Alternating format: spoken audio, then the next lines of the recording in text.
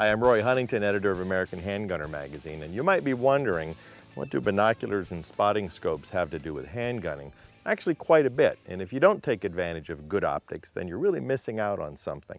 What I'd like to chat with you about is, well, what's the most effective for you? If you haven't invested in a good high-quality pair of binoculars or a good spotting scope, these are made by Meopta. That's a European kind of high-end optical company. If you haven't invested in something like this yet, you might be wondering, well, what should I buy? Do I need binoculars? Do I need a spotting scope? Well, let's chat a little bit about that. You know, what you'll find is that binoculars are very useful. They're good for a wide range of things. Not only just seeing the target out to about 50 yards or so.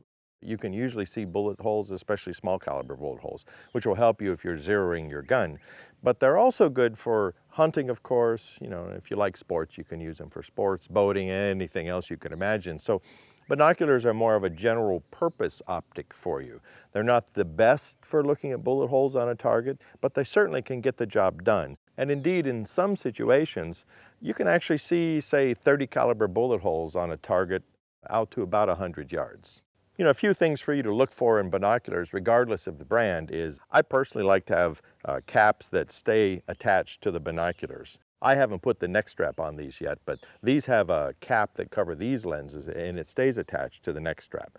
The other thing I like are to have these adjustable eyepieces here. You can use it one way without glasses and one way with glasses. I like a firm but easy to manipulate barrel and then a nice center adjustable focus, something that's easy to get to and easy to find in the dark or use with gloves on. You also don't need a really big pair of binoculars. These are 10 by 42, so actually these are really powerful for binoculars. You can actually be using 7 power, 8 power binoculars and accomplish much of the same kind of a job. Well, let's talk about spotting scopes. And again, I'm using this Meopta here as an example, and this is really at the top of the line. If you buy something like this, you know, be prepared to spend, $1,000 or more, but you'll have it the rest of your life, and every time you look through it, the optics are so clear and so crisp that you'll just be really happy that you spent the money. The beauty of a spotting scope is, for instance, this one is 20 to 70 power. Well, suddenly, those 223 bullet holes on a target at 300 yards are visible.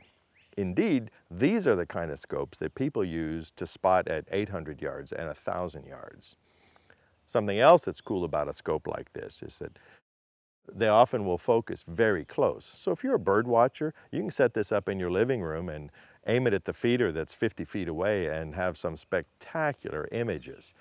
And while you're getting those spectacular images, Meopta also makes an iPhone adapter, and it's actually really clever. You just simply slip your iPhone into this plastic housing here, and it slips over the eyepiece of the scope.